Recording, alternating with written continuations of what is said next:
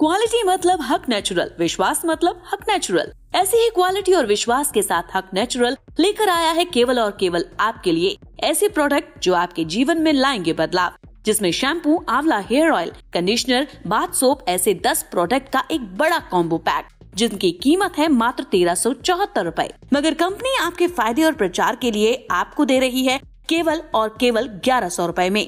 जी हाँ, केवल 1100 रूपए में। और इतना ही नहीं, कंपनी इसके साथ आपको दे रही है एक फेशियल किट बिल्कुल फ्री, जिसकी कीमत है 895, जो आपके चेहरे पर लाएगी सुंदर और नेचुरल निखार। तो आज ही ऑर्डर करें और अपने हक के साथ हक से मांगे हक प्रोडक्ट। बनाने में बहुत आसानी होगी। दरअसल अगर सरकार की नीयत साफ हो, सारे आंकड़े हो, तो किस समाज के लिए कौन सा काम करना है, कौन सी योजना बनानी है, कौन सी योजना किसके लिए नहीं बनानी, किसको और नहीं देना है, किसको और बैंक लोन पर्याप्त से ज़्यादा मिल चुका है, ये सारे आंकड़े आने के बाद दुनिया बदलेगी भारत में। आपका बहुत बहुत स्वागत है सर। दिलीप मंडल सर हैं क्या? हाँ जी, जोरदार तालियों से स्वागत कीजिए सर का।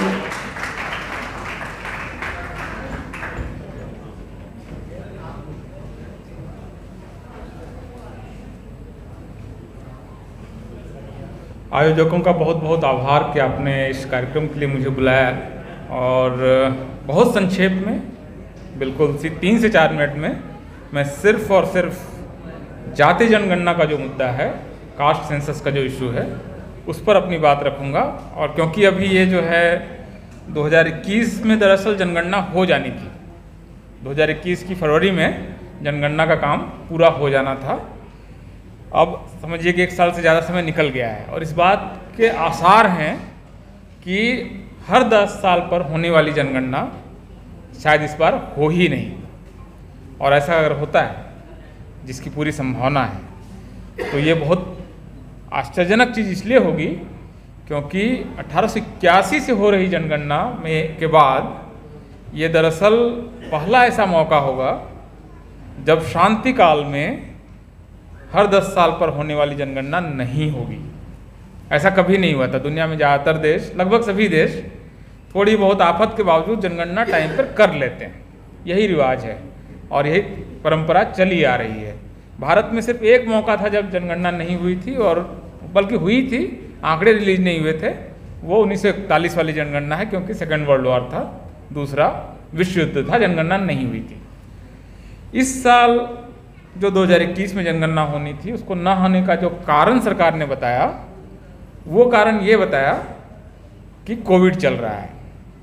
जिस कोविड के दौरान सब कुछ हुआ, इतने बड़े बड़े चुनाव हो गए, इतनी रैलियां हो गई, मॉल, बाजार, सर्कस, सब कुछ चला, सिर्फ और सिर्फ एक काम भारत में नहीं हुआ है। एक काम, इसके अलावा सब कुछ हो गया है। कोई कुछ भी ऐसा नहीं है जो कोविड की वजह से रुका हुआ है। कोविड की वजह से भारत में जनगणना का काम रोक दिया गया है। और छोटा काम नहीं है, 8000 करोड़ का बजट सैंक्शन हुआ है, लेकिन काम नहीं हो रहा है। और आप जानते हैं क्यों नहीं हो रहा है? मतलब बहुत छुपी हुई बात नहीं, आप लोग प्रबुद्ध लोग हैं, पढ़े लिखे लोग हैं, चीज़ों को जानते हैं। क्योंकि इस बार जाति जनगणना का सवाल बहुत ज़्यादा सामने आ चुका है। सरकार उसको लेकर, उसको लगता है कि उसने जो एक विशाल हिंदू, विराट हिंदू बनाया है, और जो एक नीचे से लेकर ऊपर तक का एक जो पूरी बिल्डिंग खड़ी की है, वो बिल्डिंग खतरे में आ सकती है अगर जाति जनगणना हो जाए। तो विराट हिंदू तो फिर विराट हिंदू नहीं रहेगा ना। फिर जब जाति जनगणना हो जाएगी तो जो भारतीय समाज दरअसल है, एक्चुअल जो चीज़ है, वो सामने आ जाएगी। हर जाति को पता होगा कि इतनी संख्या है, हमारे इतने अफसर हैं, इतने सरकारी कर्मचारी हैं, इतने % बैंक लोन मिलते हैं, इतने नहीं मिलते हैं, इतने लोग इस उम्र में मर जाते हैं। ये सारे कोरिलेशंस हो जाएंगे जब हर जाति का आंकड़ा होगा। और उस जाति से जुड़े हुए जो 42 सवाल जनगणना में पूछे जाते हैं, उन सवालों को जब जोड़ेंगे तो हर जाति की हकीकत सामने आ जाएगी। भारतीय समाज का एक्सरे बोलिए, CT स्कैन बोलिए, हो जाएगा। उसके बाद पॉलिसी बनाने में बहुत आसानी होगी। दरअसल अगर सरकार की नीयत साफ हो, सारे आंकड़े हो, तो किस समाज के लिए कौन सा काम करना है, कौन सी योजना बनानी है, कौन सी योजना किसके लिए नहीं बनानी, किसको और नहीं देना है, किसको और बैंक लोन पर्याप्त से ज़्यादा मिल चुका है, ये सारे आंकड़े आने के बाद दुनिया बदलेगी, भारत में लोगों की ज़िंदगी बदलेगी।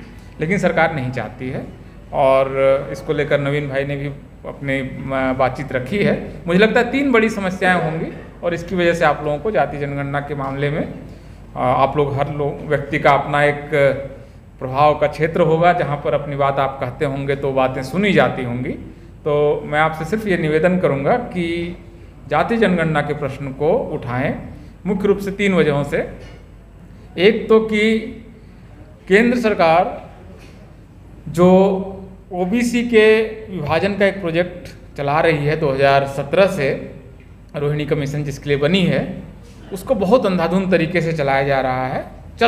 बिना आंकड़े के ही वो काम कर रहा है और बीच बीच में कभी इंडियन एक्सप्रेस कभी कहीं उसकी रिपोर्ट लीक हो जाती है। जैसे एक रिपोर्ट लीक हुई कि भारत में कुर्मियों के पास सबसे ज़्यादा नौकरियां हैं। अब ये नौकरियां ओबीसी में, अब ये जो आंकड़ा छोटा सा रिलीज हुआ, आप इसको गूगल पे देखिएगा, अब किसी एक समुदाय के प्रति दुर्भावना पैदा करने वाली इस तरह की शरारतपूर्ण रिपोर्ट लगातार आ रही है। और अगली रिपोर्ट आई कि 5 जातियां हैं जिन्होंने सब कुछ खा लिया। तो उसमें कुर्मी हैं, यादव हैं, एक आंध्र प्रदेश की जाति है, नहीं कर्नाटक के वो कलिगा हैं, और 5 जातियां कुल। अभी मुझे चौथी जाति मेरे ख्याल से जाट, उत्तर प्रदेश के जाट हैं। मतलब ये अब ये 5 जातियां सब खा गई। ये सब कुछ बगैर आंकड़े के हो रहा है, बस मन कर रहा है, हमें लग रहा है कि उन जातियों ने सब कुछ खा लिया और उनको एक छोटे ग्रुप में 4 या 5% में ब्लॉक कर दिया जाए। तो इस तरह की शरारत होगी अगर जाति जनगणना नहीं होगी। पहली सबसे बड़ी समस्या तो ये है। दूसरा एक सवाल अब आ रहा है, क्योंकि ईडब्ल्यूएस के बाद जो ऐसे तो असंवैधानिक है, लेकिन 3 साल से उसकी संवैधानिकता पर कोई चर्चा ही नहीं हुई है, क्योंकि सुप्रीम कोर्ट ने अभी तक उसकी बेंच ही नहीं बनाई है जिसको इस पर चर्चा बातचीत करनी है और सुनवाई करनी है। तो ईडब्ल्यूएस आ गया, 50% की लिमिट टूट गई है। इसके बाद ओबीसी की जो टोटल कोटा की लिमिट है उसको बढ़ाने का दरअसल रास्ता खुल गया है। इसके लिए बहुत ज़रूरी है कि जाति की चेतना बढ़े। तमिलनाडु दे सकता है, आंध्र प्रदेश दे सकता है, कर्नाटक दे सकता है, कई सारे राज्यों में, इवन गुजरात में भी, मतलब कई राज्यों में ओबीसी की जो लिमिट है वो 27% से ऊपर है। तो अगर गुजरात को लेकर मैं कंफर्म नहीं हूँ, लेकिन कम से कम बाकी राज्यों का जिनका नाम लिया वो तो कंफर्म ही है। तो ये जो ओबीसी का अगर हमें डिमांड करनी है कि तमिलनाडु मॉडल है 50% ओबीसी रिजर्वेशन, अगर वो लेना है तो बहुत ज़रूरी है कि जाति जनगणना की रिपोर्ट आए। वो नहीं आएगी तो दिक्कत होगी। तीसरी बात और आखिरी बात कि अगर जाति जनगणना की रिपोर्ट नहीं आएगी तो लगातार नई जातियाँ इसी ओबीसी कोटा के अंदर घुसने की कोशिश कर रही है। अब कोशिश कर रही है क्योंकि आंकड़ा नहीं, तो क्या करती है वो सरकार की बाह मरोड़ने की कोशिश करती है। और जब सरकार की बाह मरोड़ने की कोशिश करती है तो सरकार आमतौर पर फायरिंग कर देती है। कभी 20 कहीं गुर्जर मर जाएंगे, कहीं इधर 3-4 जाट मर जाएंगे, कभी कपूर आंदोलन में ट्रेन जल जाएगी। मतलब ये इसी तरह से इस सवाल को हल करने की कोशिश होती है। लेकिन अगर 27% के अंदर नई जातियां आ जाएं बगैर आंकड़े के, बगैर पिछड़ापन साबित किए, सिर्फ सरकार पे दबाव डाल के, तो ऑलरेडी मेरे ख्याल से 1,500 से ज़्यादा जातियां मंडल कमीशन की लिस्ट में ऐड हो चुकी हैं। तो ओबीसी का हिस्सा दरअसल घट रहा है।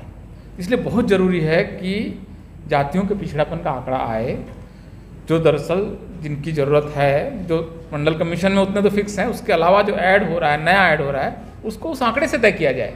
तो आपका मन किया कि वो जाति पिछड़ी है या उस जाति का आंदोलन बड़ा हो गया इसलिए वो उसको हम पिछड़ा मान लें, ये बहुत ही अजीब तरह की बात है। तो मेरे ख्याल से इन 3 कारणों पर और भी लंबी बातचीत की जा सकती है।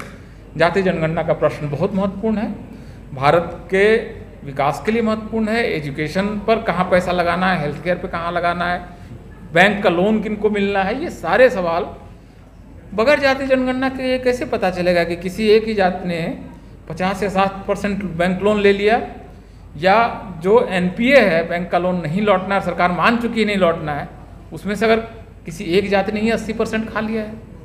नहीं, आंकड़े आएंगे कहाँ से? अगर जाति जनगणना नहीं होगी तो इस तरह के कोई आंकड़े नहीं आएंगे, तो कार्रवाइयाँ भी नहीं हो पाएंगी, कोई एक्शन नहीं हो पाएगा। सरकार पॉलिसी मतलब लगभग में पट्टी बांध के चलाएगी। तो मेरे ख्याल से फ़िलहाल के लिए इतना ही। बहुत बहुत शुक्रिया आपने मुझे सुना।